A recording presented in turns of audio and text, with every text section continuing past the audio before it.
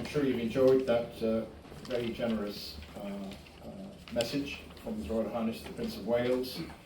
On behalf of the Fleming Initiative and GSK and the University of Oxford, good afternoon and welcome to the Royal Society. Following that powerful message, as we heard, it's a profound honour to see so many of you gathered here this evening in this historical place.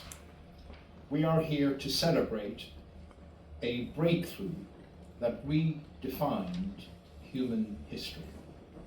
But more than that, we are here to build a legacy of the discovery to confront the global crises of antimicrobial resistance. As we begin the World Antibiotics Awareness Week, we mark nearly 80 years since Alexander Fleming, Sir Ernest Chain, and Lord Howard Florey were awarded the Nobel Prize for penicillin. The story of that discovery is often told as one of fortune. A simple, now famous mold growing in the perfect conditions of Sir Alexander's lab at St Mary's Hospital, where I now have the privilege of working. But that serendipity was not the miracle. The mold on the plate was just a curiosity. The miracle was the model that followed. It was a miracle, first of science unleashed. The potential of that mold was only realized through the relentless work of colleagues in Oxford, Sir Ernest Chain and Lord Howard Florey. Their work drove the painstaking translation from discovery to drug, achieving what Fleming alone could not. But even that was not enough. War-torn Britain could not produce it at scale. So the miracle became one of the most radical collaboration. It took Rockefeller and the US administration to build a new private-public alliance, instructing pharmaceutical companies to begin mass production.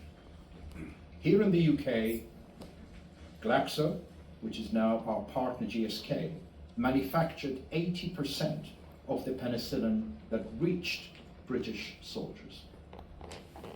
Penicillin's power was forged not in a single lab, but in a chain of partnerships, from St Mary's to Oxford, to industry, and to government. This is the legacy which is here and to be championed. It is the blueprint with 3 mandates that are more urgent today than they were 80 years ago. First, we must unleash science. Antibiotics have added 20 years to human life expectancy, more than any other drug in modern medicine.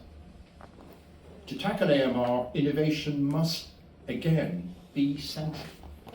We are now living in the age of artificial intelligence, nanotechnologies, and multi-omics, tools that have the potential to be as disruptive as Chain's first fermentation techniques.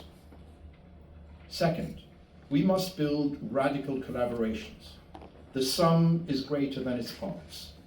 A crisis set to cost tens of millions of lives demands scalable solutions. We can only achieve this together. This principle is the very heart of the Fleming Initiative.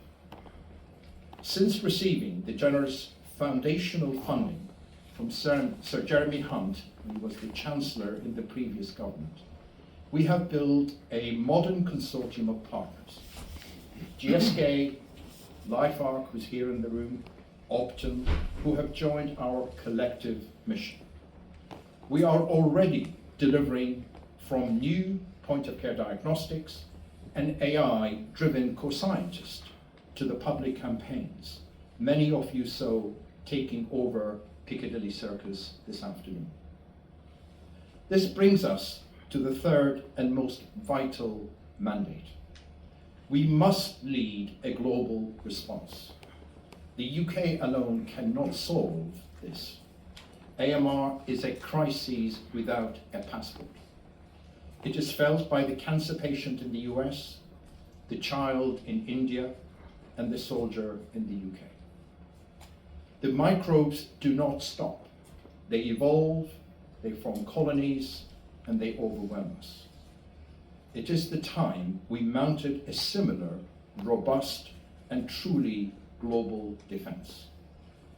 I have hope. His Royal Highness noted, we have the tools and we have the knowledge. Much of that knowledge base is sitting in this room right now. But we must invest. We must create the ecosystem to deploy these tools equitably so that all can benefit. In 1945, when Fleming, Chain, and Florey stood in Stockholm to receive that Nobel Prize, Sir Alexander Fleming used his speech to issue a warning. He spoke of the future, where, through the misuse of this miracle drug, we could create resistant microbes. He warned of the ignorant man, who, by exposing microbes to the non-lethal quantities, would make them penicillin fast. Colleagues, 8 years later, we are on the verge of becoming that ignorant generation. Not through malice, but through inaction. This event must be a beacon, a call to break down the silos and engage new stakeholders to address AMR. The theme for the World Antimicrobial Awareness Week is our charge. Let us be the generation that heeded Fleming's warning. Let us respect our past by honoring the model they built. And let us protect our present by unleashing our science and our collaborations. And let us together secure our future. Thank you for being here.